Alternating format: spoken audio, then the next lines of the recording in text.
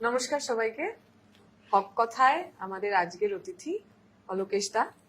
অলোকেশ দা, আপনাকে অনেক অনেক স্বাগত। আমরা মূলত আজকে সামাজিক ন্যায়, তথাকথিত পিছিয়ে পড়া মানুষ, তাদের অধিকার লড়াই এ নিয়ে কথা বলবো, কিন্তু ওইটুকুতেই সীমাবদ্ধ থাকবো না।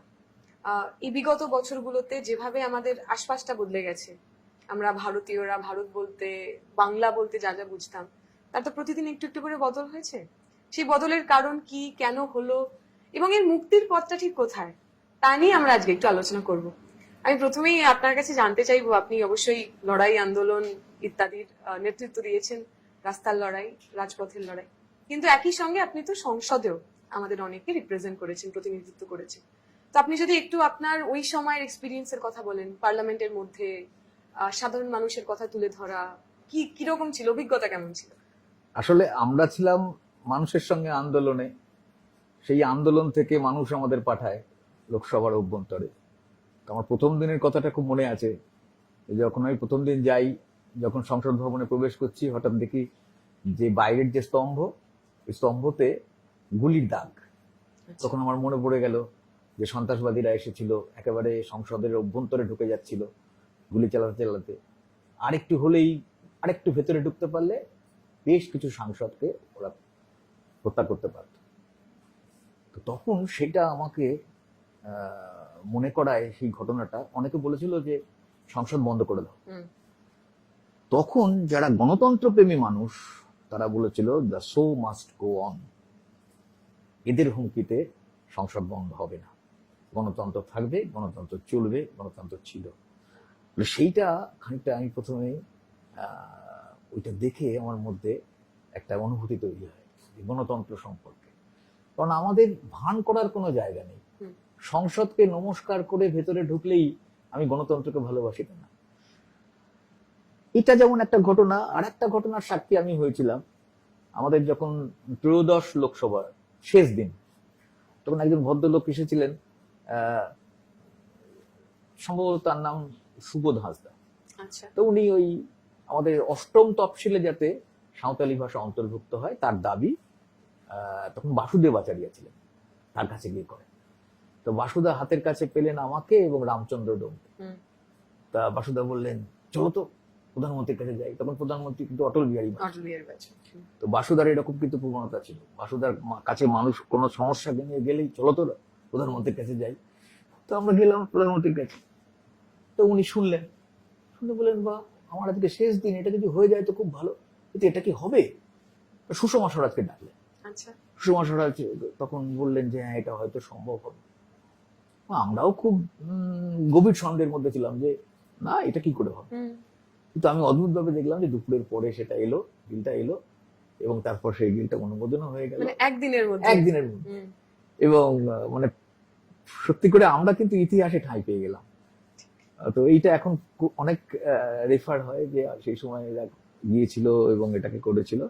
ফলে এটা আমার কাছে আর একটা অনুভূতি যে হয়তো যেটা ভাবছি যেটা হবে না, তো সেটা হওয়া সম্ভব।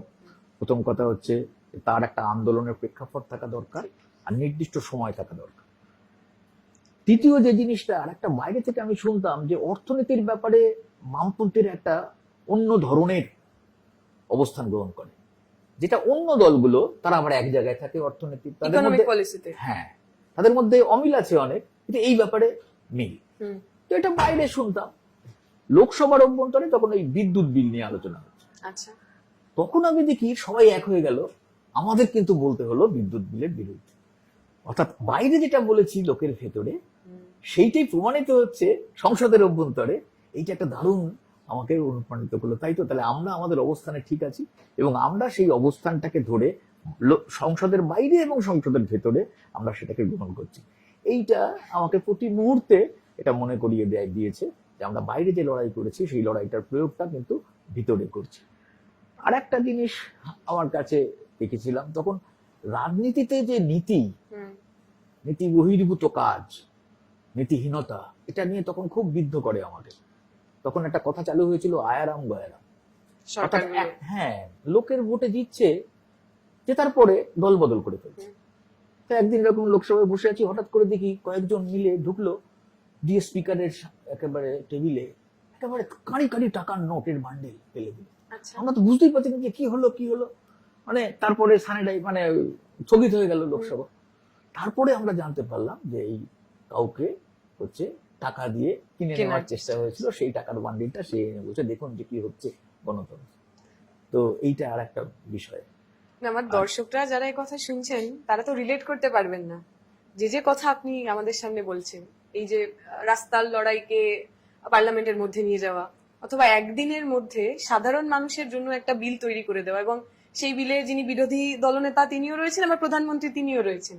মানে ডেমোক্রেসি বলতে আমরা যা বুঝি, গণতন্ত্র বলতে আমরা যা বুঝি, কিন্তু আপনার শেষ যে উদাহরণ, আসলে কি একটা কথা, ইংরেজি কথা, হিপোক্রেসি, আর আমরা এটাকে বলি বিচারিতা। বাইরে একরকম বলা, ভিতরে একরকম বলা, যখন তার ইচ্ছার মতন বলা। এই যে সংরক্ষণ নিয়ে ধরুন, এই যে সম্প্রতি আমাদের জাত গণনা হলো, হ্যাঁ, কেন্দ্রীয় সরকার বললো যে আমি রাজি আছি, এতদিন ধরে বলছি করো করো, ওরা বলছে না করো না, যারা বলছে তারা দেশদ্রোহী। হঠাৎ করে করলো কেন? তার মানেটা কি? তার মানেটা হচ্ছে তুমি এতদিন ধরে না না বলছিলে, এখন কোন নির্দিষ্ট ফিকির, তোমার নির্দিষ্ট স্বার্থ সিদ্ধি করবার জন্য তুমি সেটা হ্যাঁ করছো। এই যে দ্বিচারিতা, এই দ্বিচারিতা, আর তার উল্টো দিকে আমাদের নীতিগত অবস্থান, এইটা ধরা পড়ে গেল, ধরা পড়ে যায়। সেইটা কি? মানে এই যে এই প্রশ্ন তো আমরাও বহুবার শুনেছি, কাস্ট সেন্সাসের ক্ষেত্রে অমিত শাহ থেকে শুরু করে প্রত্যেকে তারা খুব স্পষ্ট হয়ে বলেছেন যে কাস্ট সেন্সাস হলে নাকি আরো বেশি জাতি বিভাজন হবে। তারা যে পুরো 180 ডিগ্রি এরা চেঞ্জ করলেন, এর কারণটা কি? এর কারণ আছে। প্রথম কথা হচ্ছে যে 2019-এর ভোট যদি দেখা যায়, 2019-এর পরবর্তী ভোট যদি দেখা যায়, তাহলে বিজেপি কিন্তু তারা থাবা বসাচ্ছিল ওবিসি ভোটে। আচ্ছা, ওবিসি ভোট কাদের ছিল? ওবিসি ভোট ছিল হচ্ছে আঞ্চলিক দলগুলো, আরজেডি, সমাজবাদী পার্টি ইত্যাদি ইত্যাদি। অর্থাৎ পিছনের দিকে যদি তাকানো যায়, জয়প্রকাশ নারায়ণের যে ফ্র্যাগমেন্ট, যে অংশ, লোহিয়া রাজনীতির যে অংশ, সেই মন্ডল কমিশন পরবর্তী, তো সেইটা 2024-এর আগে পরে এটা কিন্তু সাংঘাতিক ক্ষয় হচ্ছে। বিজেপি আইটি সেল, বিজেপির সমীক্ষা, এগুলো তো ওরা ধরতে পারে, ওরা ধরতে পারছে কি হচ্ছে কর্ণাটকে, কেন এরকম রেজাল্ট হলো, কেন তেলেঙ্গানায় এরকম রেজাল্ট হলো, কেন লোকসভাতে তো 400 আসনের যে আহ্বান ছিল, সেই 400 আসনের আহ্বানটা মিলল না কেন? আপকি বার 400 পার। তার কারণ হলো 400 বার হলে কি হবে সবাই এখন জানে, যে হিন্দু রাষ্ট্র, সংবিধান পাল্টানো, এসব টার্গেট ছিল ওদের। কিন্তু এটা বুঝতে হবে যে 38% সিট যেগুলো reserve for the schedule caste, সেই সিটে কিন্তু হেরে গেছে বিজেপি 2019-এর তুলনায়। 2019-এর তুলনায় যদি হিসাব করা হয়, আদিবাসী আসন 25% সংরক্ষিত যেগুলো, সেটা কিন্তু বিজেপি হেরে গেছে। 12টা আসন, যে আসনে মুসলিমরা সবচেয়ে বেশি প্রধান, সেই আসনে কিন্তু বিজেপি হেরে গেছে। ফলে এই যে 400টা ওরা ধরতে পারলো না, পিছিয়ে গেল, তার একটা অন্যতম কারণ কিন্তু এই জায়গায় সঙ্গে ওবিসি ভোট। ফলে ওরা এটা বুঝতে পারছে যে আমরা সামনে বিহারের নির্বাচন আছে, এবং এখন তো কাস্ট সেন্সাস হয়েছে। যখন বিহারের কাস্ট সেন্সাস হয়, প্রাথমিকভাবে ওরা বিরোধী ছিল, শেষের দিকে যখন বুঝলো যে না, তখন ওরা কোনো মতে একমত হলো, কিন্তু ওদের ইচ্ছা ছিল না। সেইখানটায় বিহারের কাস্ট সেন্সাস কিন্তু একটা অদ্ভুত ভাবে ওদেরকে চেঞ্জ করে। বিহারে দেখা যায় 63.14%, সেটা হচ্ছে ওবিসি। সমাজে উচ্চ জাতির যে প্রাধান্য, সেটা হচ্ছে 10.56, নিয়ার অ্যাবাউট 8%। এবং ওরা দেখিয়ে দেয় যে দেখুন 63%, আর এদিকে হচ্ছে 10%। 5 একরের বেশি জমি, এই 10%-এর হাতে দ্বিগুণ, আর 63%-এর হাতে অর্ধেক। এক। দ্বিতীয়, আর একটা হিসাব করে দেখায় যে গ্র্যাজুয়েশন লেভেল, সেই গ্র্যাজুয়েশন লেভেলটা কত কম ওবিসিতে, আর হচ্ছে এডুকেশনের অ্যাটেনমেন্ট। এবং দেখা যায় যে মুসলিমরা তারা কেবলমাত্র 3.4% তারা হচ্ছে যে অ্যাডভান্টেজ, গভর্নমেন্ট অ্যাডভান্টেজ, সরকারি যে সুবিধা সেগুলো পাচ্ছে। ফলে এই কাস্ট সেন্সাসটা একটা ওদের কাছে একটা চেতাবনী, একটা বিপদের কারণ হয়ে দাঁড়ায়। তখন এখন দেখুন ঘোষণা করেছে যে জনগণনার সঙ্গে জাতি গণনা করবে, কোনো প্যারামিটার করেনি, কোনো টাইম বাউন্ড কিছু করেনি, কিভাবে কি হবে। কোনো মতে হয়তো বিধানসভা নির্বাচন বিহার অতিক্রম করতে চাইছে, যারা 2021 থেকে 2025 অব্দি টেনে নিয়ে যায় জাতি গণনা, মানে জনগণনা, এর আগে কখনো হয়নি। আর এই সরকার পরিসংখ্যানের ব্যাপারে কি অবস্থান নিচ্ছে তো বোঝা যাচ্ছে। আজকে আমাকে একজন গবেষক বলছিল যে এনএফএইচএস দেখুন কিভাবে প্রভাবিত করছে, ন্যাশনাল স্যাম্পলিং সার্ভে কিভাবে প্রভাবিত করছে, বেসরকারি যে পরিসংখ্যানের বিভাগগুলো আছে সেগুলোর উপরে হাত দিচ্ছে। কোনো পরিসংখ্যান ওরা সামনে আনতে দেবে না। এমনকি ওদের এত বড় দুঃসাহস যে আমাদের বিশ্ব খাদ্য সূচক যখন আসছে, ওয়ার্ল্ড হাঙ্গার ইন্ডেক্স, ওটাকেও ওরা বলছে যে না না এটা জাগলারি, অথচ জাগলারি ওরা করছে। ফলে সেই জন্য এই সামগ্রিক ইন্টারেস্টের উপর দাঁড়িয়ে ওরা এটা ঘোষণা করছে। প্রয়োগ কি হবে সেটা তো পরের ব্যাপার। এইখানে আমি বলছি যে এই যে দ্বিচারিতাগুলো, সেই দ্বিচারিতাগুলো আমরা লোকসভাতে গিয়ে প্রত্যক্ষ করেছিলাম। আর একটা জিনিস, আমি এবার রাজ্যের দ্বিচারিতার একটা কথা বলি। তো মমতা ব্যানার্জি তখন একজন, আমার মনে আছে তখন উনি 2004 সালের পরের যে লোকসভা, মানে চতুর্দশ লোকসভা, আমি দ্বিতীয়বার জিতেছি। তো তখন হচ্ছে যে আমার পাশে থাকতেন সুধাংশু সিং। তো উনি মজা করতেন। রাজনীতিতে তো মজার ব্যাপারও হয়, সবসময় ব্যক্তি আক্রমণ তো আমরা করতে চাই না, করিও না, তো কথার কথা বলি। তো উনি বলতেন দেখো মমতা ব্যানার্জি আসেই না, আর আসে তো কোনো কথা বলে না, চুপ করে বসে থাকে। ওনার একটা কথা ছিল যে কালীঘাটের ময়না কয় না কথা কয় না, আড্ডা মারার ছলে বলতেন। তো একদিন দেখি মমতা ব্যানার্জি এসেছেন, এসে উনি বসেছেন, বুঝতেই পারলাম না হঠাৎ করে কি একটা বললেন, বলে একটা কাগজ ছুড়ে দিলেন স্পিকারের দিকে। সবাই খুব অবাক হয়ে গেছে। তখন সোমনাথ দাস স্পিকার ছিলেন না, মানে আর আমাদের ডেপুটি স্পিকার ছিলেন। তো উনিও খুব ভদ্রলোক, অবাক হয়ে গেছে উনিও, কি হলো। পরে আমরা শুনতে পেলাম যে গাইঘাটা বিধানসভা কেন্দ্রের সেখানকার কিছু ইলেকট্রাল রোল নিয়ে এসে উনি ওটা করেছেন যে এখানে সব বাংলাদেশিরা আছে, এবং উনি তখন যে সরকার, বামফ্রন্ট সরকারের বিরুদ্ধে আঙুল তুলতেন যে এরা বাংলাদেশ থেকে লোক এনে ধরে ধরে তাদের ভোটার করে তারপর হচ্ছে তারা নির্বাচনে দিচ্ছে। আর এখন দেখুন, এখন তো প্রমাণ পেয়ে গেছেন যে লোকটি থাকে কোথায় যেন, ওই যে আমাদের দক্ষিণ 24 পরগনায় থাকে, সেই লোকটাকে দেখা গেছে যে বাংলাদেশে সে হাসিনা সরকারের বিরুদ্ধে, তথাকথিত কোটা বিরুদ্ধে আন্দোলন করছে। ফলে সেই জন্য এই যে দ্বিচারিতাগুলো, উনি উদ্বাস্তুদের বন্ধু সেজেছেন, উনি নাগরিকত্বের পক্ষে একদম টলটল অবস্থান গ্রহণ করছেন এরকম দেখাচ্ছেন। তা আসলে কি 2005 সালে কিন্তু উনি ধরা দিয়ে দিয়েছিলেন নিজেকে, এবং 2006 সালে আমাদের রাজ্যে যখন নির্বাচন হয় তখন কিন্তু উনার জন্য উনি অভিযোগ করেছিলেন। অভিযোগ করার পরে ইলেকশন কমিশন থেকে একটা লোক আসে, প্রচুর লোকের নাম কেটে দেয় পশ্চিমবাংলা থেকে। ফলে এইগুলো মানে দ্বিচারিতার দিক থেকে কিন্তু মমতা বন্দ্যোপাধ্যায়ের অনেক উদাহরণ আছে, আর সেই উদাহরণ সব এখন টানছি না, সবাই জানে, সেটাও একটা দেখেছি। জোক আমরা বলছিলাম যে মমতা ব্যানার্জি শুরু করেছিলেন উনি জাতীয় নেত্রী হবেন এই হিসাবে, তৃণমূলকে জাতীয় দল করতে হবে। সেই জাতীয় দল করতে করতে কখন যেন আন্তর্জাতিক দল হয়ে গেছে, যে ওনার দলের লোক বাংলাদেশেও আন্দোলনে রয়েছেন, পশ্চিমবঙ্গের আন্দোলনে রয়েছেন।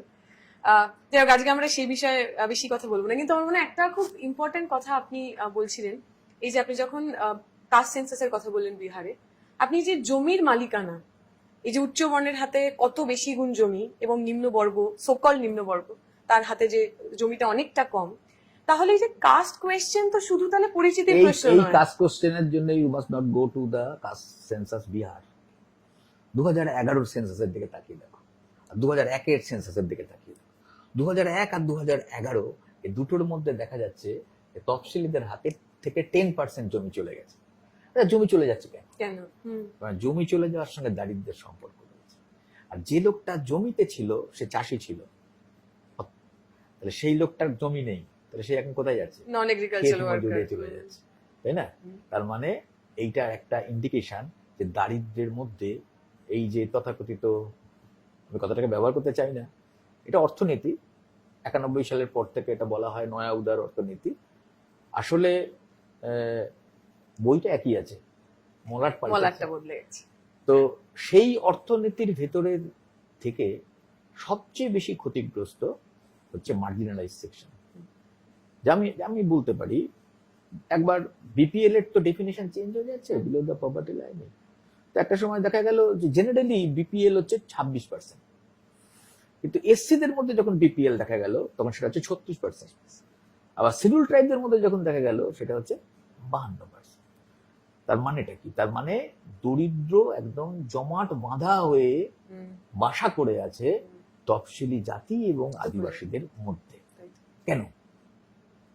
তাহলে এই ব্যবস্থা এই ব্যাপারটাকে এগিয়ে নিয়ে যাচ্ছে, যেটাকে ইংরেজিতে বলে এন্ডোর্সমেন্ট। তো এখন যদি আমি আরেকটুখানি বলি যে নয়া উদার অর্থনীতিতে, সেটাও কিন্তু সব রিপোর্ট কিন্তু সেন্সাসের রিপোর্ট। সেখানে দেখা যাচ্ছে যে 78 মানে 78% তফসিলিদের ঘরে কোনো বিদ্যুৎ নেই। আর হচ্ছে যে 90% সম্পূর্ণ শৌচ ব্যবস্থার অনেকগুলো পার্ট হয়, ইন টোটালিটি একসঙ্গে সম্পূর্ণ শৌচ ব্যবস্থা তফসিলি ঘরের যদি দিকে তাকানো যায় 90% নেই। আর সেন্সাস আর একটা জিনিস পয়েন্ট আউট করলো 2011-তে, যে এই তফসিলিদের মধ্যে 72.58% তারা হচ্ছে ডিপ্রাইভ ক্লাস, বাংলায় বলা হয় বঞ্চিত অংশ, একেবারে ক্যাটাগরিক্যালি কোট আনকোট এরা বঞ্চিত অংশ, মানে এরা অন্যদের থেকে আলাদা, এদের উপরে আক্রমণ হচ্ছে এদের উপরে। ফলে সেইটা, এবং যে জমির কথা বলা হচ্ছিল, এই বঞ্চিত শ্রেণীর ভেতরে প্রায় 89.25% তাদের হাতে কোনো জমি নেই, জমির কথাটা এলো। ফলে আর আমাদের যে ওয়ার্কফোর্স আছে, মানে যেটা শ্রমশক্তি বলা হয়, সেই শ্রমশক্তির ভেতরে কেন বলছি এরকম, সেই শ্রমশক্তির ভেতরে কিন্তু প্রায় 71.7% ইদার এসটি, মানে তফসিলি জাতি অথবা আদিবাসী অথবা অন্যান্য পিছিয়ে পড়া জাতিভুক্ত মানুষ। তার মানে বোঝা যাচ্ছে যে যারা শ্রমশক্তির অংশ, তাদের কি ধরনের করুণ অবস্থা। এই যে আজকে আলোচনা হচ্ছে ধর্মঘট হবে ইত্যাদি, কেউ বলছে ধর্মঘট হবে কেন, না হওয়াই কথা, অনেকে বলছে। তারা যদি জানতো যে আসলে শ্রমিকদের অবস্থাটা এইরকম, আর এই শ্রমিকদের মধ্যে প্রাধান্য করে একেবারে গতর খাটা মেহনত বেশি করা কাজ, তাদের মধ্যে এই অংশটা। ফলে এইটা আর একটা জিনিস বেরিয়েছে, সেটাও আমাদের এই জনগণনার রিপোর্ট, সেটা হচ্ছে যে অ্যাকচুয়ালি শিডিউল কাস্ট আছে 16.6%। তাহলে সম্পদ কত আছে? সেই সম্পদ দেখা যাচ্ছে 7.6%, প্রায় অর্ধেকের। এসটিদের মধ্যে হচ্ছে 8.6, সম্পদ কত? 3.7, মানে অর্ধেক, প্রায় অর্ধেকের কম। ওবিসি কত? 52%, যদিও এখন এটা নিয়ে বিতর্ক আছে, বাড়া দিয়ে হয়তো। ওবিসিদের হাতে 31% সম্পদ। তাহলে এসসি এসটি ওবিসি জনসংখ্যা যোগ করলে হচ্ছে 77.51%। এদের হাতে সম্পদ কত? এদের হাতে সম্পদ হচ্ছে 42.3%। তাহলে রেস্টটা কারা? রেস্ট এদের বাদ দিয়ে যে অংশটা, সেই অংশটার হাতে 22.4%। এদের মধ্যে আবার কিন্তু ব্যাপার আছে, এদের মধ্যে কিন্তু আছে হচ্ছে সংখ্যালঘু, তাদের অবস্থা কিন্তু প্রায় দলিতদের কাছাকাছি। তাহলে 22.4%-এর হাতে 57.7% সম্পদ। এর মধ্যে যদি সংখ্যালঘুটা বার করে দেওয়া যায়, তাহলে এই বৈষম্যের চিত্রটা বোঝা যাবে। এসসি এসটি ওবিসি মুসলিম, তারা খুব অল্প অংশ সম্পদ দখল করে আছে। আর তথাকথিত উচ্চ বর্ণ বলে সমাজ যাদেরকে চিহ্নিত করছে, তাদের হাতে প্রচুর সম্পদ। এইগুলো কিন্তু একটা মানে বিষয়, যে আমাদের এখানকার যে মানুষগুলো কিভাবে পিছোচ্ছে, এগোচ্ছে না। এই পিছনোর যে অর্থনীতিতে তার জায়গা, সেই জায়গাগুলো আমাদের এই পরিসংখ্যানগুলো তৈরি করে দিচ্ছে। আমরা তো ইন জেনারেল ভাবি যে এই কাস্ট সিস্টেম বা এই জাতপাতের যা সমস্যা, এগুলো একটা সামন্তবাদের ফল আর কি। মানে পুরোনো দিনে হতো, আগেকার জমানায় হতো, এখন তো মডার্নিটি হয়েছে, আধুনিক মানুষ, এত কলকারখানা হচ্ছে, ফোন হয়েছে, মেট্রো হয়েছে, আমরা তো এগিয়েছি সেভাবে দেখতে গেলে। কিন্তু কোথাও না কোথাও এই যে জাতিগত বিভাজন এবং তার সঙ্গে কাজের যে সম্পর্ক, মানে তাকে যদি বলা হয় কাস্ট ওয়াইজ অকুপেশনাল সেগ্রিগেশন, সেইটা কি কোথাও বদলেছে? এটা খুব ভালো ব্যাপার, মানে প্রশ্নটা ভালো, এটা কেউ তো মানতে চায় না। আচ্ছা, পশ্চিমবাংলায়, এই পশ্চিমবাংলা দিয়ে শুরু করি। একদম পশ্চিমবাংলায় যখন একটা লোককে দিয়ে কাজ করানো হয়, তাকে কম মজুরি দেওয়ার অভ্যাস থাকে।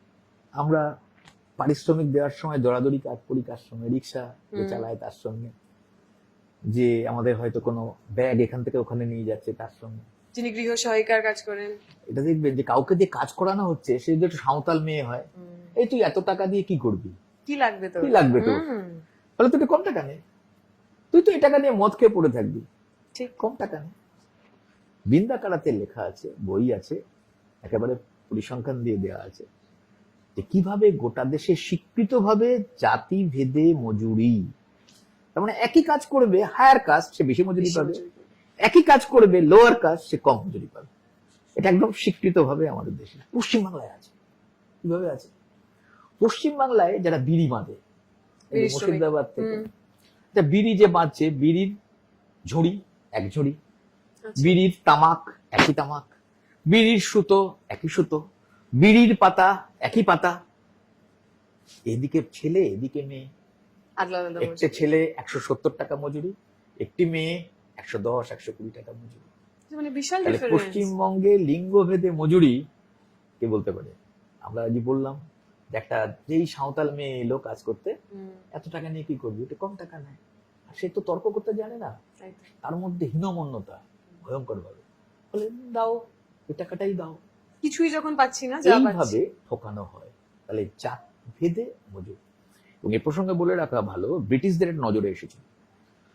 ব্রিটিশরা তো প্রথমে একটা প্রগতিশীল ভূমিকা নিয়েছিল, না হলে বিধবা বিবাহ, না হলে সতীদাহ না, প্রথম প্রথা। সেন্সাসের কথা আমরা যে বলছি সেটাও তো হ্যাঁ তাদেরই হ্যাঁ করা। হ্যাঁ হ্যাঁ। তো ওরা যখন বুঝলো যে আমার কাজটা কি, আমার কাজটা হচ্ছে যে আমি মজুরি কম দিলে আমার মুনাফা বাড়বে, ইংরেজিতে বলে এক্সট্রাকশন অফ ওয়েলথ, আমি কত আমি টাকা পুষে নিতে পারবো। ওরা যখন দেখলো যে জাত ভেদে মজুরিতে, তার মানে আসলে মজুরি কম দেওয়ার একটা প্রকরণ। আমরা একটু বলি এটা যে আমাদের এই যে কেন হলো জাত ভেদ, তো ওটা বলার সময় আমরা বলি যে এরকম কষ্ট করে যে একটা লোকের পকেটে হাত ঢুকিয়ে জোর করে টাকা তুলে নেওয়া, প্রত্যক্ষ শোষণ।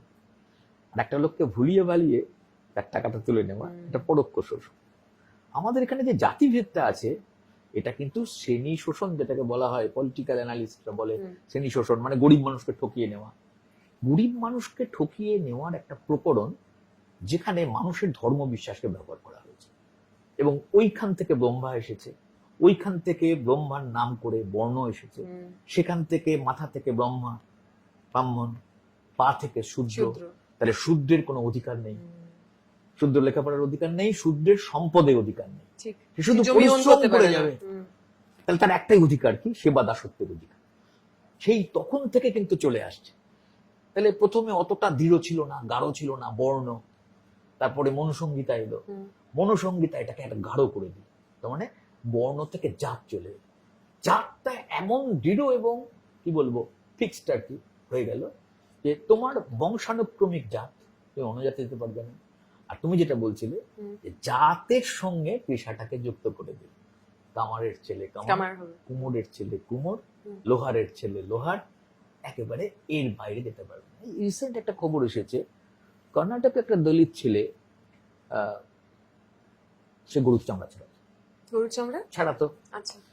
নর্মালি যে আলোচনাটা এসেছে যে সমাজে যত ব্রাত্য কাজগুলো, যে কাজগুলো খারাপ চোখে দেখা হয়, নোংরা কাজ, ড্রেন পরিষ্কার করা, তারপরে হচ্ছে তথাকথিত যাদেরকে ম্যাথর বলা হয়, ডোম যাকে বলা হয়, তারপর হচ্ছে যে এই চামার বলে না, চামার এই কাজ করা হয়।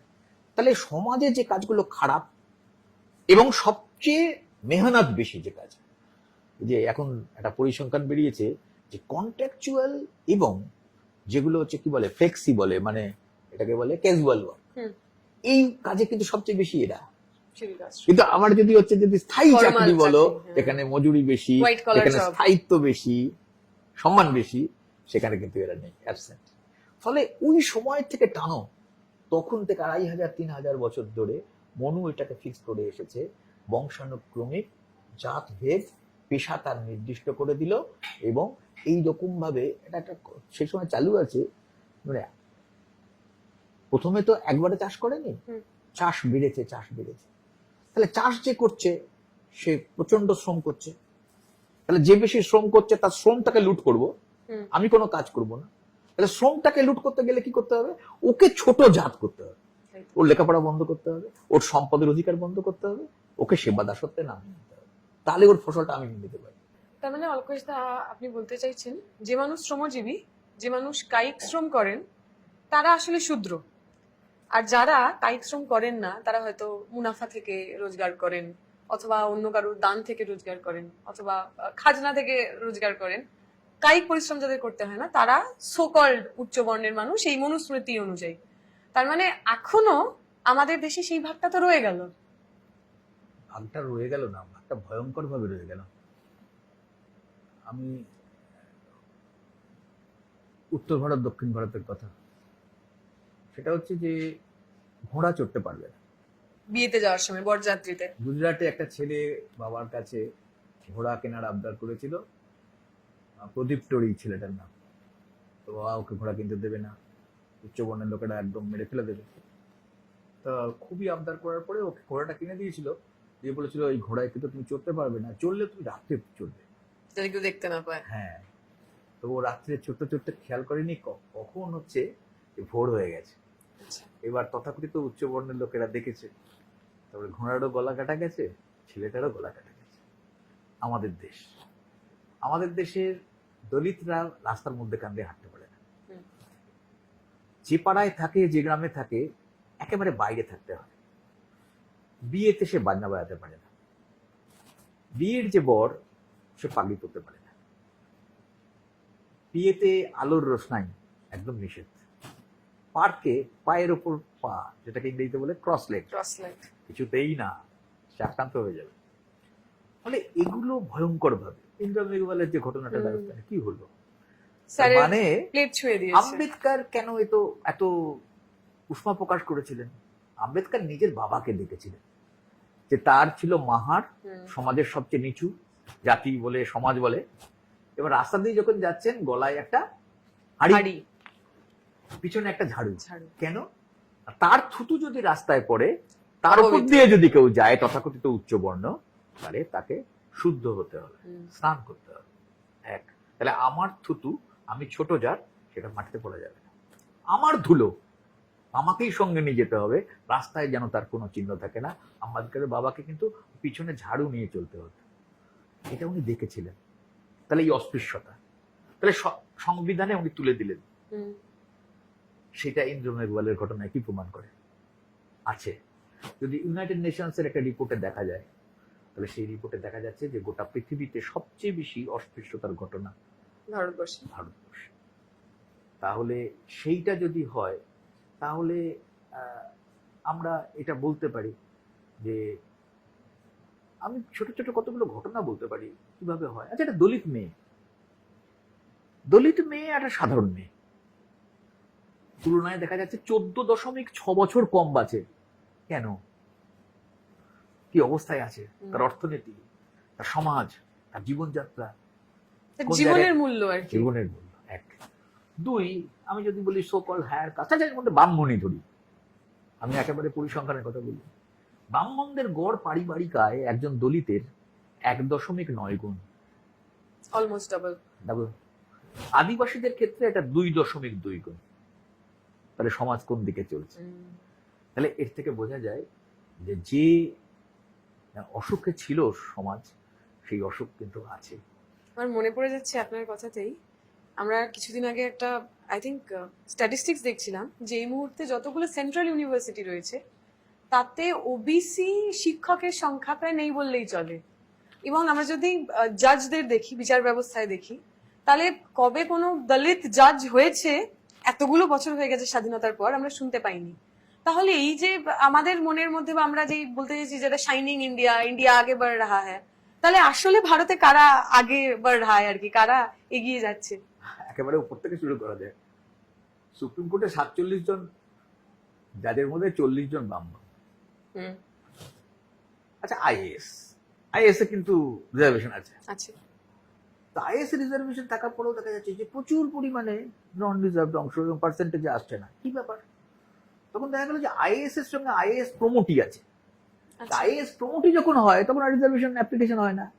তখন এই আইএএস প্রমোটি গুলো সো কল্ড হায়ার কাস্টের প্রমোট করা হয়, দিয়ে দেখা যায় যে এসসি অংশ, এসটি অংশ, তারা আইএএস কমে গেল আর এই অংশটা বেড়ে গেল। ঠিক যেমন এই যে একটা ইউপিএসসি হচ্ছিল না, ইউপিএসসি তে কি করলো? ব্যাকডোর, মানে ওখানে কোনো রিজার্ভেশন থাকবে না, তাই না? অর্থাৎ ইউপিএসসি তে টপ গ্রুপ ট্যাগদের ভেতরে কোনো রিজার্ভেশন থাকবে না, so called application of higher caste থাকবে। ফলে এইরকম ভাবে ঘুরপথে রাজ্যসভায় কোনো রিজার্ভেশন নেই। তাহলে রিজার্ভেশন না থাকলে কি হয়? আম্বেদকর যদি এই প্রভিশন না দিতেন, তার জ্বলন্ত প্রমাণ হচ্ছে রাজ্যসভায় কোনো 15%, 7.5% কোনো চিহ্ন মাত্র নেই। 233 জন হচ্ছে রাজ্যসভার মেম্বার, এসসি এসটি নেই বললেই চলে, যেহেতু যে কাউকে করা যাবে। আচ্ছা, আমাদের যে সিটগুলো হয়, কিছু সিট এসসি রিজার্ভড, কিছু সিট এসটি রিজার্ভড, তাই তো, কিছু নন কিছু জেনারেল। আচ্ছা, এই জেনারেল সিটে কতজন এসসি এসটি জায়গা পান? কজন এসটি জায়গা পায়? এর থেকে বোঝা যায় দৃষ্টিভঙ্গিটা বেঁধে দেওয়া হয়েছে বলে তুমি তথাকথিত ক্ষমতায়নের বিষয়টা নিয়ে মাতামাতি করছো। তোমার যদি বেঁধে না দেওয়া হতো, তুমি চলতি খাতে গড্ডালিকা প্রবাহের মধ্যে থাকতে এবং তথাকথিত ব্রাহ্মণ্যবাদ সেটাকেই তুমি এস্টাবলিশ করতে। যদি এসব খবর আসে সামনে ভালো হয়, কিন্তু আমরা কি এতগুলো মিডিয়া এত বাড়ছে পাই খবর? তারও একটা কারণ আছে। মিডিয়া কারণ রিপ্রেজেন্টেশন হচ্ছে যে মিডিয়া নিউজ রুম তুমি যদি 121 জনকে পাও, তার মধ্যে 106 জন হচ্ছে সো কল্ড হায়ার কাস্ট, উচ্চবর্ণ।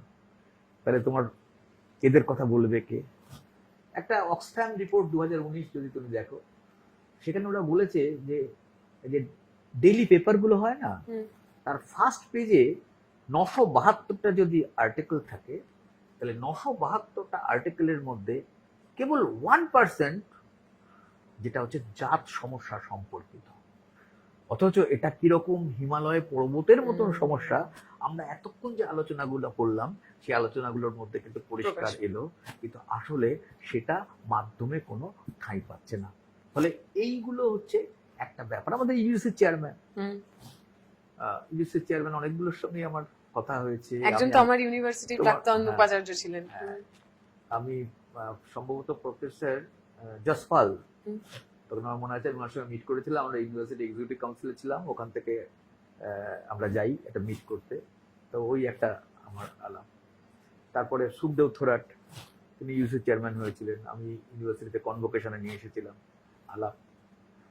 এরকম 17 জন ইউজিসি চেয়ারম্যান হয়েছে, একমাত্র সুখদেব থোরাট ছাড়া আর কেউ কিন্তু ছিল।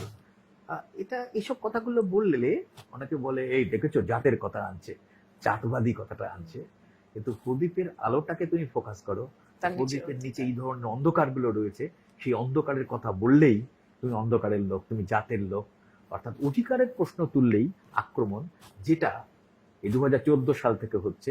অধিকার বোধ বাড়ছে এই অংশের ভেতরে, তারা এই কথাগুলো বলছে, তারা অধিকার চাইছে, সমান অধিকার চাইছে, ইকুয়ালিটি চাইছে, নট ইউনিফর্মিটি। ইকুয়ালিটি যত চাইছে তাদের উপর আক্রমণ হচ্ছে। তার জন্য ওই এসসি এসটি পিওএ অ্যাক্ট, যেটা এদেরকে খানিকটা স্বস্তি দেয় যে তোমাকে জাত তুলে কেউ গালাগাল দিতে পারবে না, সেইটাকে লঘু করার চেষ্টা করা হয়েছিল।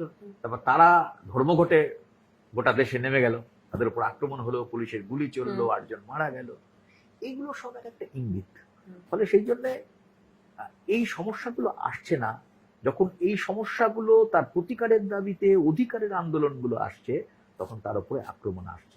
আজকে যে এই যে এনসিআরবি রিপোর্ট করছে যে দলিতদের উপরে অত্যাচার বাড়ছে, তার একটা কারণ কিন্তু এদের মধ্যে অধিকার বোধ জাগ্রত হচ্ছে, অধিকারের আন্দোলন তৈরি। আপনি বললেন ইউনিফর্মিটি নয় কিন্তু ইকুয়ালিটি, এবং সেখান থেকে তাহলে আমাদের দ্বিতীয় মানে পরের প্রশ্ন যেটা আমরা করতে পারি যে ইউনিফর্ম সিভিল কোড যা নিয়ে প্রচুর চর্চা হচ্ছে।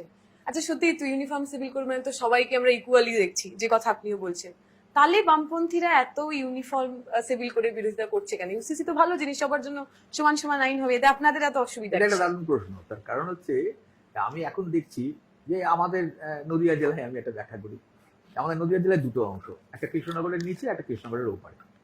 কৃষ্ণনগরের ওপারে হলো মাইনরিটি বেশি, প্রচুর বেশি। আর কৃষ্ণনগরের নিচে হচ্ছে শিডিউল কাস্ট বেশি। কৃষ্ণনগরের ওপরের সিটগুলো সব তৃণমূল কংগ্রেস, সবুজ।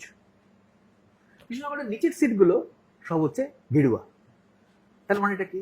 তাহলে মাইনরিটিদের তৃণমূল কংগ্রেস ধরেছে, আর এদিকে যেগুলো হচ্ছে তফসিলি অংশ, বেশিরভাগ সিট হচ্ছে তফসিলিদের জন্য সংরক্ষিত, সেগুলোর গেরুয়াকরণ ঘটছে, তাই তো? তাহলে এইটার থেকে একটা জিনিস আমরা বুঝতে পারছি যে এদের মধ্যে এমন কিছু জিনিস কাজ করাচ্ছে যেখানে ওদেরকে ধরতে সুবিধা হচ্ছে। কেন? ন্যাচারালি তো এরা বিজেপির সাথে যাওয়া উচিত। তফসিলি অংশটা বেশিরভাগটা হচ্ছে উদ্বাস্তু, উল্টো বললাম, উদ্বাস্তুদের 95% হচ্ছে তফসিলি। উদ্বাস্তুরা পূর্ববঙ্গ থেকে এসেছে। কি বলছে? তুমি ও বাংলা থেকে এসেছো, মুসলমান তোমাকে তাড়িয়েছে। ঠিক। বেসিক্যালি এই কোশ্চেনটা তোলার ক্ষমতা আজকে থেকে 10-12 বছর আগে ছিল না, সেই পরিবেশ ছিল না। এরা তুলছে, প্রথমে তুলেছে নাগরিকত্ব দিয়ে, নাগরিকত্ব দিয়ে টানছে, টানার পরে নাগরিকত্বটা নিয়ে একটা উত্তর মোটামুটি খারাপ করবার পর এবার চলে যাচ্ছে, তখন কথা বলার অবস্থা তৈরি হচ্ছে, তখন মুসলমান কোশ্চেন। তাহলে মুসলমানের বিরুদ্ধে ঘৃণা, কি ঘৃণা? বলছে দেখুন আমাদের দেশ ধর্ম নিরপেক্ষ, তো মুসলমানদের জন্য আলাদা আইন থাকবে কেন? এটা তো ঠিক না, আইন হবে সকলের জন্য সমান। কে ইউনিফর্ম, কে ইকুয়াল, এতটা গরিব মানুষ বোঝেন সমান। তাহলে আমাদের কি করতে হবে? তাহলে আমাদের এদেরকে এদের এই যে শরিয়তি একটা আইন আছে এটা বন্ধ করতে হবে, এবং এটা সবাই খুব গ্রহণ করে। তাই তো ঠিক বলছেন আপনি, এটাই তো মুসলমানদের তোষণ করেই গেল এরা, মুসলমানরা সব পাচ্ছে। তো তখন আমাকে যখন বলে, আমি বললাম যে ঠিক আছে, না মেনে নিলাম যে সকলেরই সমান আইন।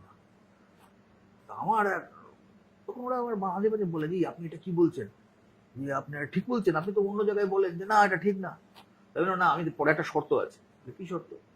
না, পরের শর্তটা হচ্ছে যে শুধুমাত্র ওই আইনে সমান হলে হবে না। কিসে সমান হতে হবে? কারণ দেখুন, আমি ওই একটা মোবাইলে দেখেছি যে আম্বানির নাকি 200 কত তলা বাড়ি আছে, হ্যাঁ, এবং সেই বাড়ির মাথায় কিন্তু হেলিকপ্টার আছে, হেলিকপ্টার আছে। তো আপনার বাড়ি, আমার বাড়ি, একতলা বাড়ি, বাড়ির মাথায় পাখি বসে না, তো হেলিকপ্টার দূরের কথা। তাহলে সমান যদি হয়, তাহলে দেখুন ওর নয় 239 তলা বাড়ি, আমারও 239 তলা বাড়ি, আর না হলে 239 তলা ছেঁটে দেবো, একতলা আমার, একতলা।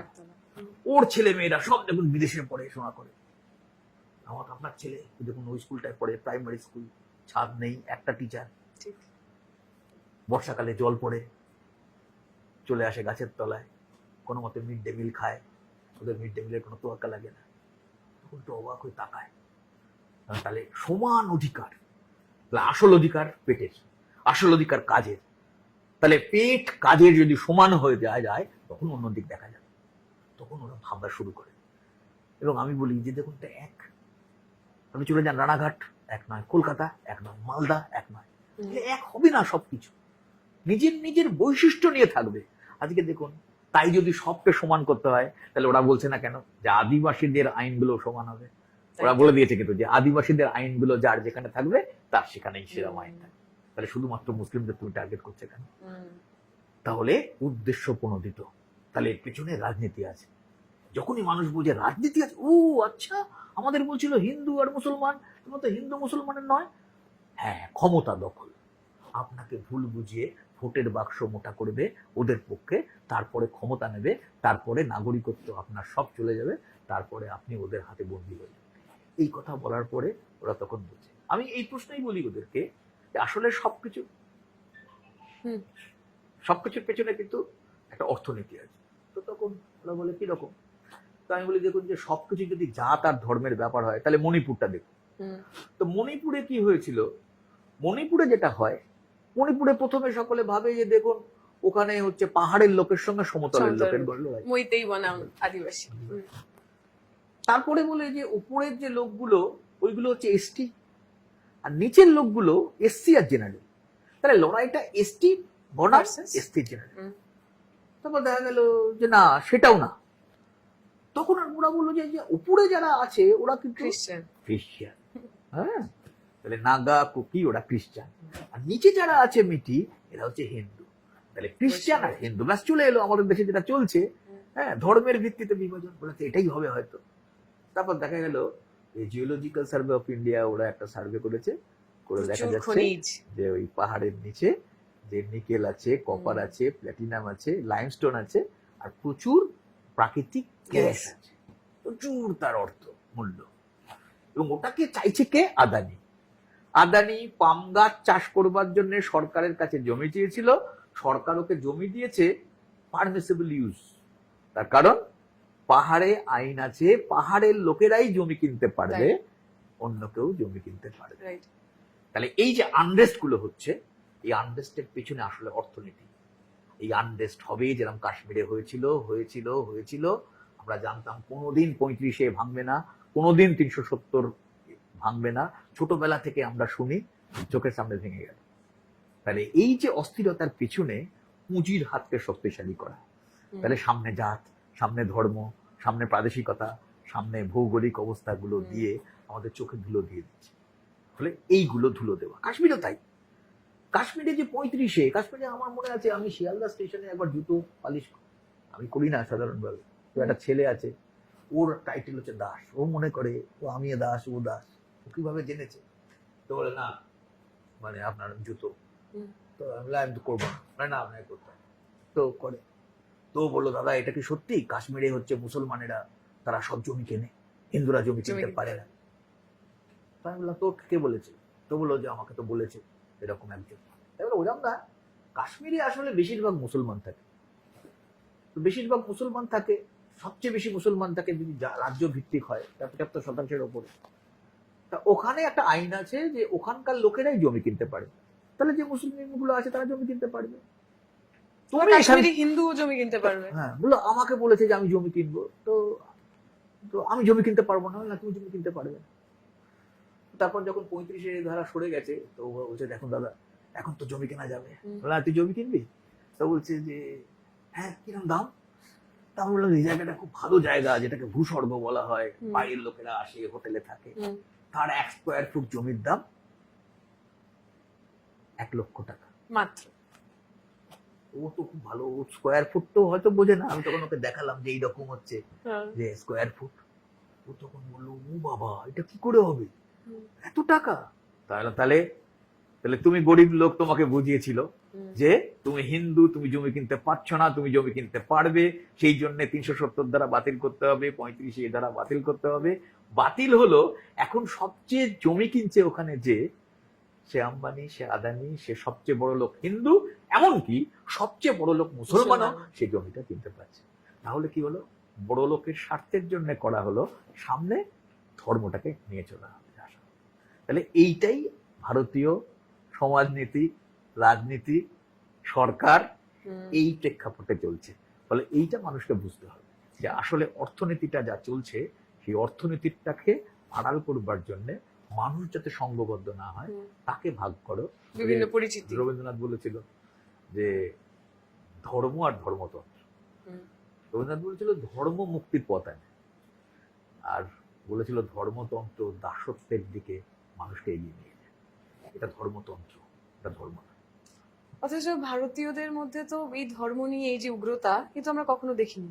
মানে প্রথম দিকে যদি আমরা দেখি 47-এ দেশ স্বাধীন হলো, আমরা তো বললাম যে আমরা ধর্ম নিরপেক্ষ দেশ, তার মানে আমার দেশে যিনি সিটিজেন বা নাগরিক হবেন, তার ধর্মীয় পরিচয়টা, তার যে নাগরিকত্ব, তার সাথে তার কোনো সম্পর্ক নেই। কিন্তু এই যে আপনিও বলছিলেন এনআরসির কথা, সিএ এর কথা, সেটা তো কোথাও না কোথাও এই যে দ্য আইডিয়া অফ ইন্ডিয়া, কে ভারতীয়, সেই ধারণাটাকেই তো কোথাও না কোথাও যেন গোলমাল করে দিয়েছে। আসলে নাগরিকত্ব যেটা, এখন প্রথম কথা হচ্ছে আমাদের 55 সালে একটা আইন ছিল। সেই 55 সালের আইন ছিল যে আমাদের দেশে যে জন্মাবে সে নাগরিক। এরকমও ব্যাপার আছে যে আমাদের দেশের বিমানের মধ্যে একটা কেউ সন্তান হলো, ন্যাচারালাইজেশন হয়। কিন্তু সেটা প্রথম একটা পরিবর্তন হয়।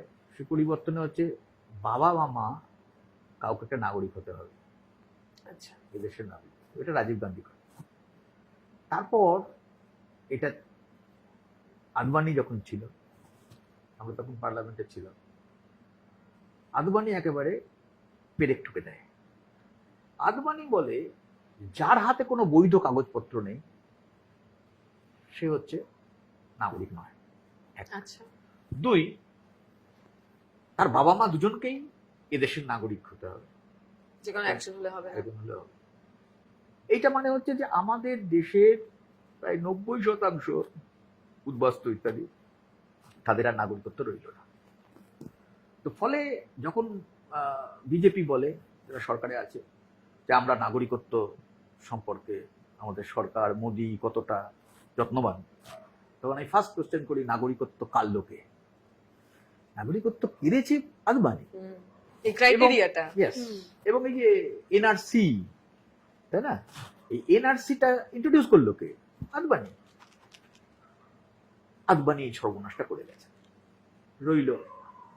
তারপর হচ্ছে যে এই যে 2019 সালের যে প্রেক্ষাপট, ওখানে কি বলা হয়েছে? 2014 সালের 31শে ডিসেম্বরের আগে যারা এসেছে, তারা এসেছে 3টে দেশ থেকে এসেছে। কোন দেশ? বাংলাদেশ, পাকিস্তান, আফগানিস্তান। আফগানিস্তান। 6টা ধর্মের লোক। কি কি? হিন্দু, বৌদ্ধ, জৈন, খ্রিস্টান, শিখ, পার্সি। তাই তো? তাহলে 6টা ধর্মের লোক। তারা আবেদন করলে নাগরিকত্ব পাবে। প্লেন। তাহলে কি বাদ গেল? মুসলমান নেই, তাহলে তারা আবেদন করতে পারবে না। এই যে নাগরিকত্ব নিয়ে এত আন্দোলন হলো, মানে একটা, এই যে আমরা এত আলোচনা করছি হিন্দি, হিন্দু, হিন্দুস্তান, এবং এই যে আলোচনা হচ্ছে এখন একেবারে মানে আমাদের গোলওয়ালকার থেকে শুরু করে ইত্যাদি ইত্যাদি, সাভারকারের রেফারেন্স হচ্ছে, কিভাবে পুণ্যভূমি, তীর্থভূমি, পিতৃভূমি এইসব কথাগুলো বলেছে। তখন থেকেই একটা পরিকল্পনা হচ্ছে যে একটা অংশকে তুমি একেবারে চেঞ্জ করে দাও, একটা অংশকে তুমি বার করে দাও, না হলে পদানত করে রাখো এই যে অংশটা। তাহলে তারই কিন্তু রিফ্লেকশন হচ্ছে নাগরিকত্ব আইনে, সেটা রিফ্লেকশন। সেকেন্ডারি সিটিজেন করে রাখা। নাম্বার 1। তাহলে সিটি নয়, নো সিটিজেন, না হলে সেকেন্ডারি সিটিজেন, পায়ের তলায় থাকো, একেবারে মিলে যাচ্ছে এখন প্রথম থেকে, সাভারকার থেকে শুরু করে পরপর পরপর। তো এটা একটা বিষয়। দ্বিতীয় আমি যে জায়গাটা আসতে চাইছি, এটা তো গেল ধর্মের ভিত্তিতে একজনের নাগরিকত্ব খতম করে দেওয়া, কিন্তু যে অংশটাকে সবচেয়ে বেশি নিয়ে যাচ্ছে সেটা হচ্ছে হিন্দু উদ্বাস্তু এবং হিন্দু উদ্বাস্তু। আচ্ছা, এই যে হলো 2019 গেল, 2024 অব্দি রুল তৈরি করতে সময় লাগলো, 5 বছরে রুল তৈরি হলো। 2019-এর সময় আমরা বলেছিলাম একদম সম্ভব নয়, চোখে ধুলো দিচ্ছে ভোটের জন্য। 2024-এ আগে রুল তৈরি করলাম, আবার সেই আবহাওয়া তৈরি করলো যে মোদী সবাইকে নাগরিকত্ব দিয়ে দিলেন। আচ্ছা, আজকে তো 25 সাল, কটা লোক পেয়েছে পশ্চিমবাংলায় নাগরিকত্ব? পেয়েছে কি? হবে কি করে? প্রথম কথা, আমি সবসময় একটু ঠাট্টা করে বলি যে আবেদন কিভাবে করবেন। আবেদনের প্রথমে লেখা আছে যে আমি অলোকেশ দাস, আমি বাংলাদেশি। প্রথমে সে নিজেই স্বীকার করে নিচ্ছে। হ্যাঁ, নাম্বার 1। তাহলে আমাকে লিখে দিতে হচ্ছে আমি বাংলাদেশি। দ্বিতীয়, ভানু বন্দ্যোপাধ্যায়ের একটা কথা ছিল, ওকে জিজ্ঞাসা করেছিল আচ্ছা পিলারে কটা এল লাগে, তো তখন ও বলেছিল যে একটা এল এলেই হয়, তো 2টো এলে বললে একটু মজবুত হয়। দ্বিতীয় কথাটাই ও বলছে, লেখাচ্ছে আমি কেন ভারতের নাগরিক হতে চাই তার কারণ ডট ডট ডট ডট। প্রথমে বলিয়ে নিল বাংলাদেশি, দ্বিতীয়বারে আমি যে ভারতের নাগরিক নই এটাকে এস্টাবলিশ করিয়ে দিই। তৃতীয় পয়েন্ট হচ্ছে তোমাকে বাংলাদেশে যেতে হবে। চতুর্থ, আমি যে হিন্দু তার প্রমাণ দিতে হবে। যে হিন্দু বলেছে, বৌদ্ধ বলেছে। দেখুন ওয়াকফে কি হয়েছে, ওয়াকফে হচ্ছে সবাই টাকা দিতে পারতো ওয়াকফে, এখন বলছে না কোনো হিন্দু টাকা দিতে পারবে না। নাম্বার 1। 2, সব মুসলমান টাকা দিতে পারবে না। যে মুসলমান গত 5 বছর ধরে এক কাট্টা মুসলমান, সে টাকা দিতে পারে, মানে তার মুসলিমত্ব প্রমাণ করে দিতে হবে, তাই না? তাহলে এখানেও তার হিন্দুত্ব প্রমাণ করে দিতে হবে। তাহলে সমস্ত এই যে বলা হয়, একটা নতুন টার্ম এসেছে এখন কদিন ধরে শুনছি, ওটাকে বলে নয়া ফ্যাসিবাদী বৈশিষ্ট্য। এই বৈশিষ্ট্যগুলো কিন্তু সব জায়গায় এক রকম হয়ে থাকে। তাহলে এই নাগরিকত্বও কিন্তু এইটা, তোমাকে বাংলাদেশে যেতে হবে, বাংলাদেশে গিয়ে তোমার প্রমাণপত্র আনতে হবে। কি প্রমাণপত্র আনবে? দেখো, আমি যখন হাসিনা ছিল তখন আমি গল্প করতাম যে কি করতে হবে, বলে আচ্ছা ঠিক আছে থানা থেকে একটা এফআইআর নিয়ে চলে আসবো না, তোমাকে হাসিনা গভর্নমেন্টের কাছ থেকে ক্রেডেনশিয়াল নিয়ে আসতে হবে। মানে আমি তখন ঠাট্টা করে বলতাম, ও তাহলে হাসিনার কাছে যেতে হবে, হাসিনা রে হাসিনা, এই দেশে মোদি জ্বালাই আর বাসিনা, আমার একটা কাগজ দে। ও লিখে দেবে যে এদেশের মুসলমান ধর্মীয় অত্যাচারের কারণে এদেশে এসেছে, মানে ওখানে লিখতে হবে ওকে মুসলমানের অত্যাচারের কারণে আমি ভারতে যেতে বাধ্য হয়েছি। কোনোদিন দেয়? ও দেশে মুসলমান কত অংশ, কেউ দেবে? দেয়? তাহলে বাঘের দুধ পাওয়া যায় না, তাই না? বাঘের দুধ পাওয়া গেলেও নাগরিকত্ব। এই জন্য আমরা বলেছিলাম সেই সময় যে কাগজ নেই দেখায়। যে কাগজের কথাগুলো বলছে সেই কাগজগুলো আসলে মৃত্যু ফাঁদ। আমি আর খুব বিশদে যাচ্ছি না, আমি মূল কথাগুলো বললাম। এগুলো হচ্ছে মৃত্যু ফাঁদ। আসামে ওরা বলেছিল, যেটা এখানে হিন্দুদের বলে, যে সব হিন্দুদের নাগরিকত্ব করে দেবো আর সব মুসলমানের নাম্বার চলে যাবে। তখন দেখা গেল 19 লক্ষ নাম্বার গেছিল, তাই না? তার মধ্যে হিন্দু হচ্ছে প্রায় 13 লক্ষ। তাহলে তখন চোখ খুলে গেল সকলে, না তার মানে তো সব মুসলমানের নাম বাদ যাচ্ছে না, আসলে নাম বাদ যাচ্ছে হিন্দু। হিন্দু। তাহলে প্রথমে হিন্দু মুসলমান বিভাজন হবে, তারপরে বাঙাল ঘটি বিভাজন হবে, তারপরে ব্রাহ্মণ শিডিউল কাস্ট বিভাজন হবে। এই করে করে নাগরিকত্বটাকে একটা ভয়ঙ্কর জায়গায় নিয়ে যেতে চাইছে তাদেরকে নিয়ন্ত্রণে রাখার জন্য। সমাজ একটা চালু দ্বন্দ্ব আছে, সে দ্বন্দ্বটা হচ্ছে যে যত কিছু চাকরি আছে চাকরির বেশিরভাগ নিয়ে চলে যাচ্ছে এসসি এসটিরা। ফলে আমরা জেনারেল কাস্ট, আমরা কোনো কাজ পাচ্ছি না, ফলে তার জন্য দায়ী হচ্ছে এরা। এবং এই যে সোনার চাঁদ বলে এসসিদের পিছন থেকে, তারপরে সোনার টুকরো বলে শিডিউল ট্রাইবদের, তার পিছনে কিন্তু এই গল্পটা আছে। তো আসলে ঘটনাটা কি? ফার্স্ট কথা হচ্ছে যে এটা সকলে তুমি জানো, গবেষণা করতে গিয়ে ইতিমধ্যে পেয়েছো যে আমাদের 98% workforce they are in unorganised, তাই না? অসংগঠিত ক্ষেত্রে কাজ করে। তাহলে 98% তাদের কোনো সংরক্ষণের সুযোগ নেই। আম্বেদকর বলেছিলেন সরকারি কাজে এবং শিক্ষায় সংরক্ষণের প্রয়োগ। তাহলে 98% চলে গেল, তাহলে 2% রইল। 2%-এর ভেতরে আবার 1% হচ্ছে সরকারি, 1% বেসরকারি। সংগঠিত ক্ষেত্রর 1% সরকারি, 1% বেসরকারি। তাহলে 1% সরকারি রইল।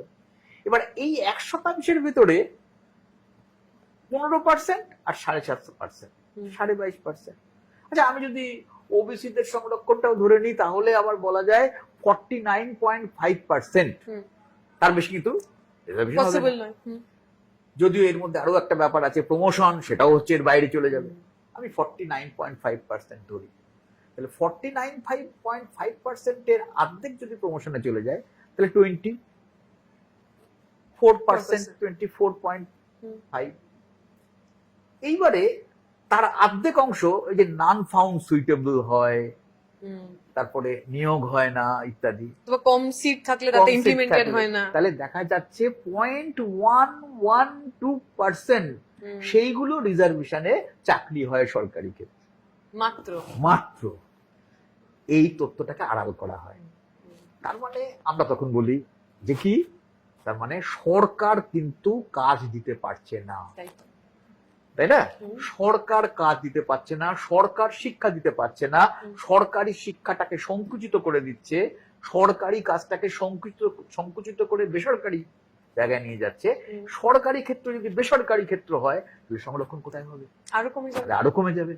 তাহলে সুতরাং এইটা নিজেদের অপদার্থতা, নিজেদের অকর্মণ্যতা ঢাকার জন্য, এই ব্যবস্থাটাকে আড়াল করবার জন্য এই তফসিলি জাতি আদিবাসী সঙ্গে সাধারণের দ্বন্দ্ব, সেটা রিজার্ভেশনকে সামনে রেখে করা হয়। This is number 1। নাম্বার 2 যেটা, সেটা হচ্ছে নো রিজার্ভেশন। এটা হচ্ছে আরএসএস এর কথা, এটা হচ্ছে বিজেপিরও কথা। কিন্তু ওরা পার্লামেন্টে বললো যে ইয়েস রিজার্ভেশন। ক্ষেত্রে বললো ইকোনমিক উইকার সেকশনদের জন্য আমরা একটা রিজার্ভেশন দেবো। আমি দেখেছি অনেকে যারা গরিব মানুষের জন্য প্রাণ কাঁদে, তারাও বলছিল হোক না, গরিব মানুষের জন্য সংরক্ষণ হোক, ঠিক আছে, খারাপ কি আছে। সবাই কিন্তু একমত হয়ে গেছিল লোকসভাতে যে হোক ইকোনমিক উইকার, গরিব লোকেদের জন্য সংরক্ষণ। এবার তখন কথা বলা হলো যে ইকোনমিক উইকার সেকশনের মধ্যে এসসি থাকবে কিনা, ওরা তো সবচেয়ে গরিব, বলো না। এসটি থাকবে কিনা, না। ওবিসি থাকবে কিনা, বলে না, ওরা তো রিজার্ভেশন পায়, হবে না। তাহলে কাদের রইল? উচ্চ বর্ণ, higher caste, so called higher caste, number 1।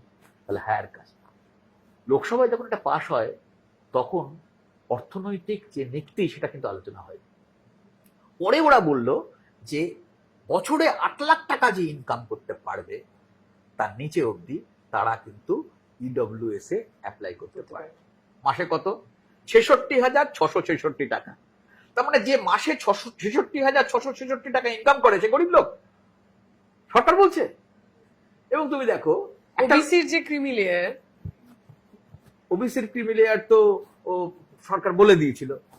তো এক্ষেত্রে 66,666 টাকা, 8 লাখ। আচ্ছা, একটা লোক ইনকাম ট্যাক্স দেয়, কত টাকা ইনকাম করে?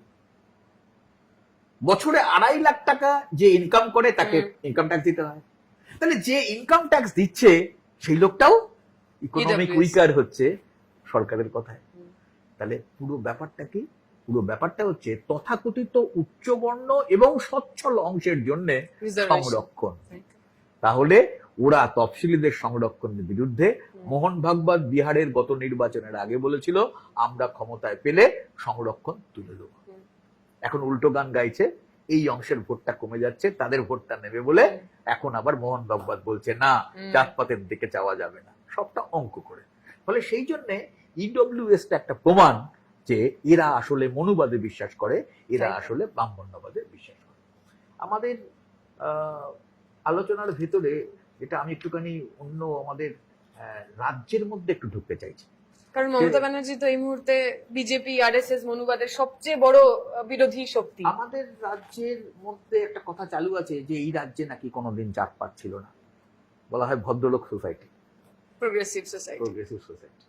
আমাদের এখানে যখন সেন রাজারা ছিল তখন থেকে এর উৎপত্তি, যদিও ওই যে ব্রাহ্মণ, ক্ষত্রিয়, বৈশ্য, শূদ্র এইভাবে ছিল, চতুর্বর্ণ।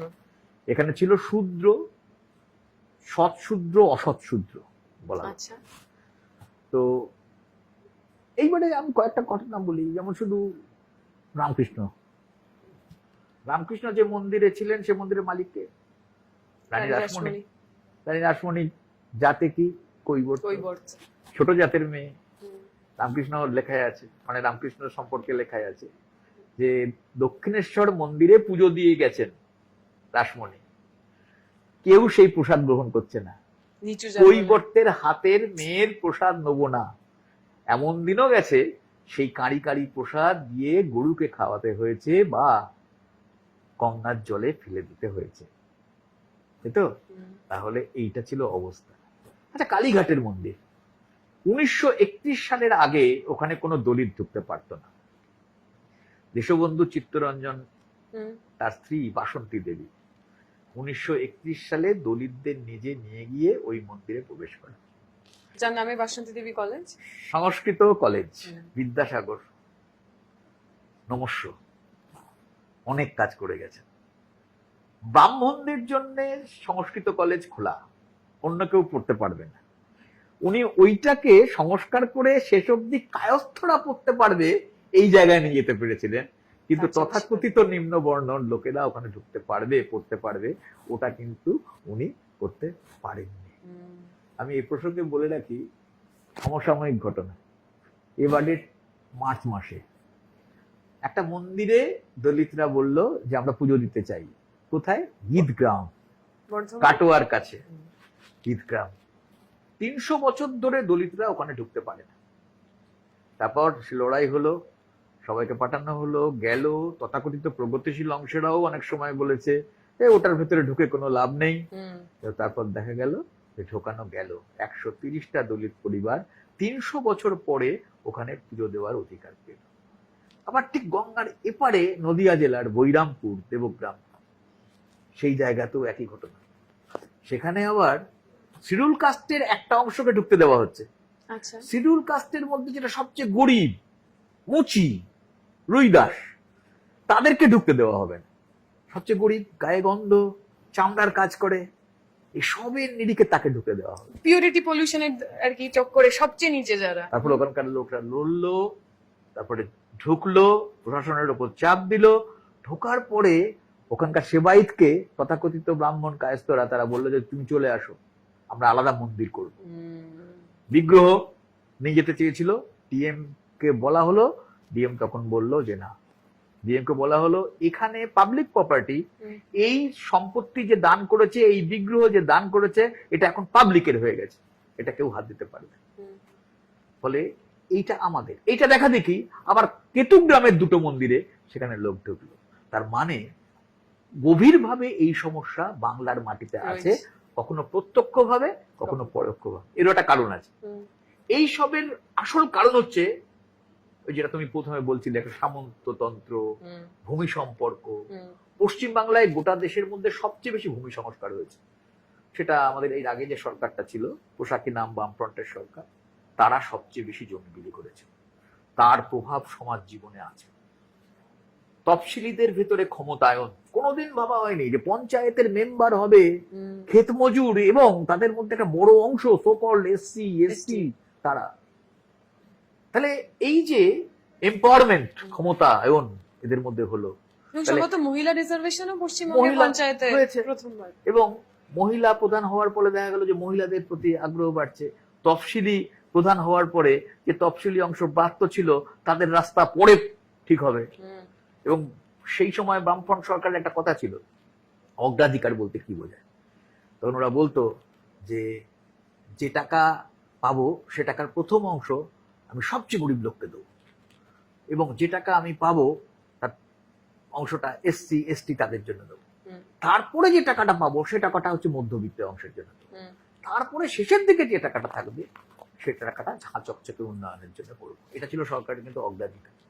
এখন সব পাল্টে গেছে। ফলে পশ্চিমবঙ্গে যখন ভূমি সংস্কার হলো তখন দেখা গেল শিডিউল কাস্ট পেয়েছে 36% জমি। পশ্চিমবাংলায় শিডিউল কাস্ট কত? 23.3%। কিন্তু প্রথমে যখন জমি দেওয়া হয় তখন কিন্তু কাস্ট হিসেবে দেওয়া হয়নি, সবচেয়ে গরিব লোককে জমি দেওয়া হয়েছে। ভূমিহীন ক্ষেতমজুর। তাহলে ভূমিহীন ক্ষেতমজুরদের ভেতরে, গরিব লোকের ভেতরে সবচেয়ে বেশি কে? Schedule caste. ওই জন্য 23% শিডিউল কাস্ট, 36% জমি পেয়েছে। পশ্চিমবাংলায় এই যে তথাকথিত উত্তর ভারত দক্ষিণ ভারতের ভেতরে মতন প্রাবল্য নেই, জাতপাতের আক্রমণের প্রাবল্য নেই, তার কারণ কিন্তু ওই জায়গাটা। কিন্তু এখন তো সব চিত্র বদলাচ্ছে। কিন্তু মমতা ব্যানার্জি তো, আমরা তো বিভিন্ন একাডেমিক পেপারেও পড়ি, দিল্লিতে বিভিন্ন জায়গায় আমরা শুনতে পাই যে মমতা ব্যানার্জি একজন সাবঅল্টার্ন নেত্রী। এই যাদের নিয়ে আমরা কথাবার্তা বলছি আর কি, তাদেরকে তিনি আর কি আসন দিয়েছেন, সম্মান দিয়েছেন। মমতা ব্যানার্জি নিজেও বলেন পাহাড় হাসছে, জঙ্গল হাসছে। তো এরকম একজন হাসি খুশি মহিলা, এরকম একজন সাবঅল্টার্ন নেত্রী, তিনি তো নিশ্চয়ই এই বামপন্থীদের প্রজেক্টটা বা আগের সরকারের প্রজেক্টটা তাকে আরো এগিয়ে নিয়ে গেছে। আমি একটা জিনিস বলি, প্রথম কথা নাগরিকত্ব বলেছি। নাগরিকত্ব তো মোদী সরকার, বিভাজন, হিন্দুত্ব প্রমাণ হয়ে গেছে। আচ্ছা, আমাদের এখানকার মুখ্যমন্ত্রী কি বলেছিলেন? আমি এনআরসি চাই না কিন্তু এনপিআর চাই। তার মানে আমি বাড়িটা চাই না কিন্তু বাড়ির দরজা খুলে রাখতে চাই। তার মানে এনআরসি কে ঘরে ঢুকে দেওয়ার ব্যবস্থাটা করেছে। আচ্ছা, উনি এনআরসি চান।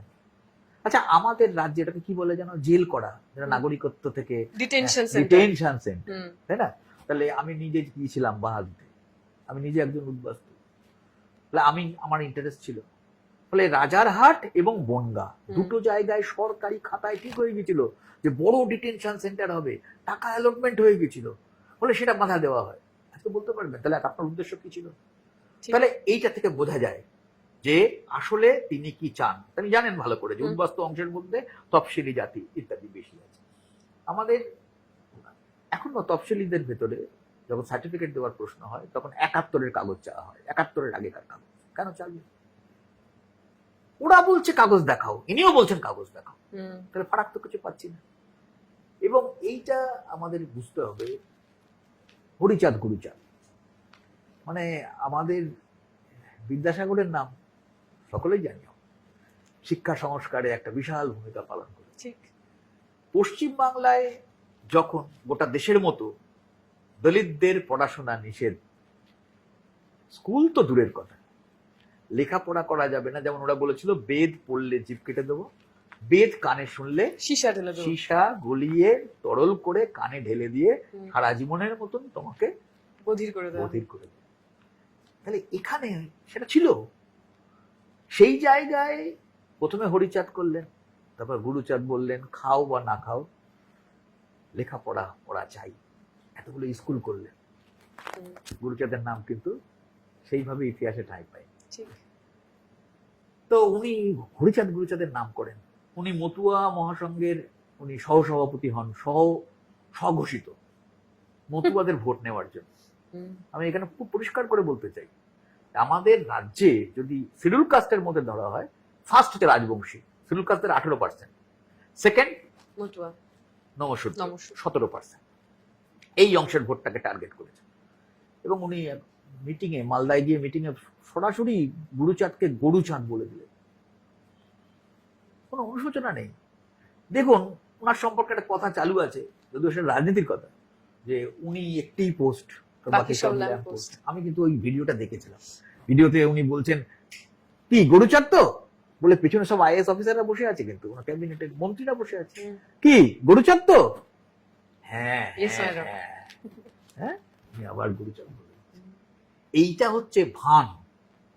হরিচাঁদ গুরুচাঁদের একটা ইউনিভার্সিটি হয়েছে, সবাই জানে হরিচাঁদ গুরুচাঁদকে কত শ্রদ্ধা করেন উনি, মতুয়াদের কত ভালোবাসেন, একটা ইউনিভার্সিটি করে দিয়েছে।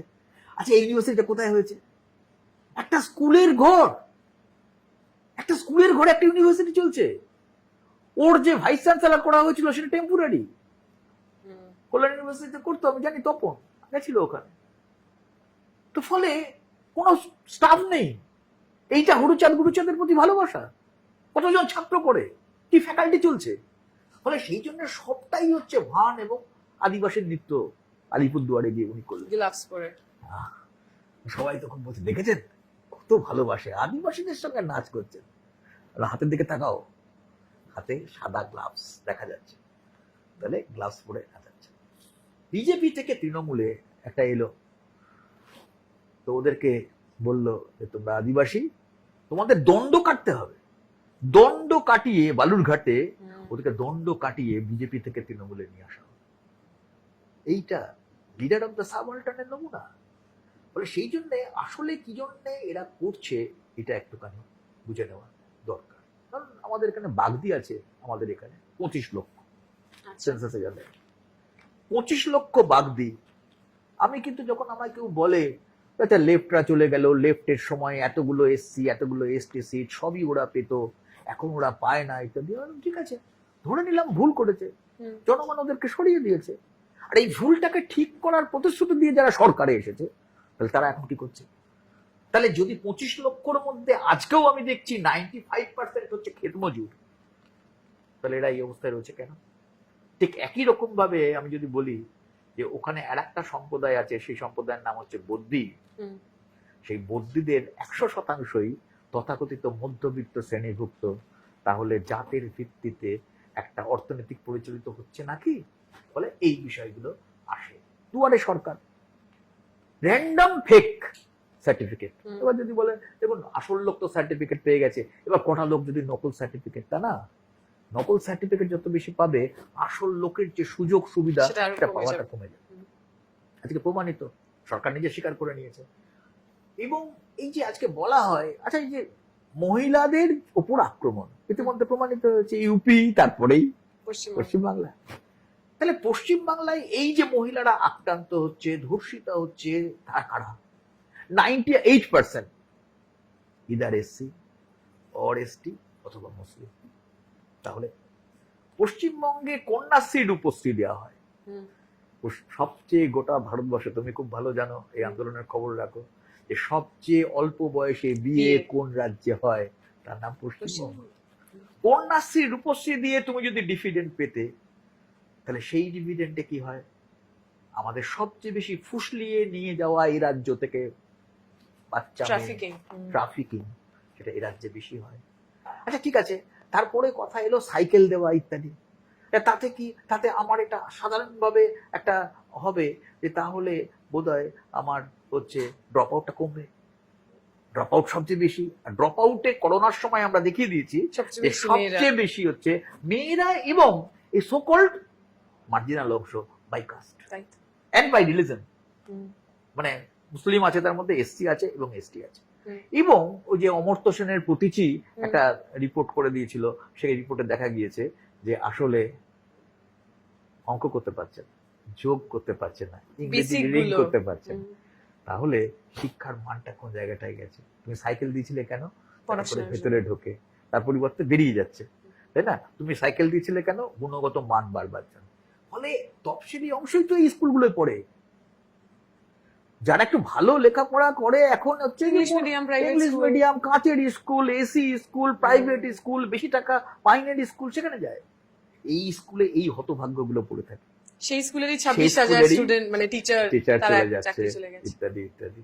ফলে সেই জন্য আমার এরকম একটা ব্যাপার আছে, সেটা হচ্ছে যে রাজবংশীদের যদি দেখা যায়, রাজবংশীদের 70.66% হচ্ছে নিরক্ষর। এটা মমতা ভালো বোঝে। গত নির্বাচনের সময় ওই বলেছিল 200টা স্কুল তৈরি করে দেবো। কটা স্কুল হয়েছে? আমি যাই উত্তরবঙ্গে মাঝে মাঝে, তো উত্তরবঙ্গে যখন যাই তখন আমি খবর নেই কটা হলো। তারা বলে স্কুল আছে তো টিচার নেই, আর স্কুল তো হচ্ছেই না। সেই স্কুলে পড়ে কি করবে রাজবংশী?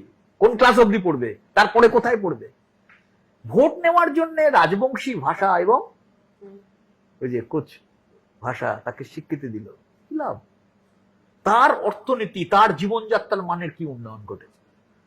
তুমি একটা মদন মোহন মন্দিরের পাঁচিল করে দিলে, হুম, তাই না, একটা মন্দির করে দিলে, এটা দিয়ে কি উন্নয়ন হয়? ফলে বিজেপি এবং তৃণমূল রাজবংশী যেহেতু সবচেয়ে বেশি ওই জায়গাটায়, ওখানে একটা রাজনীতি হচ্ছে এই রাজ্যটাকে আলাদা করে দাও, উত্তরের অংশটাকে আলাদা রাজ্য করো।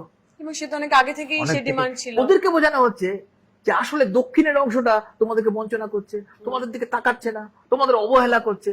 তাহলে এই অবহেলা কেটে যাবে কখন? যখন তোমরা আলাদা হবে।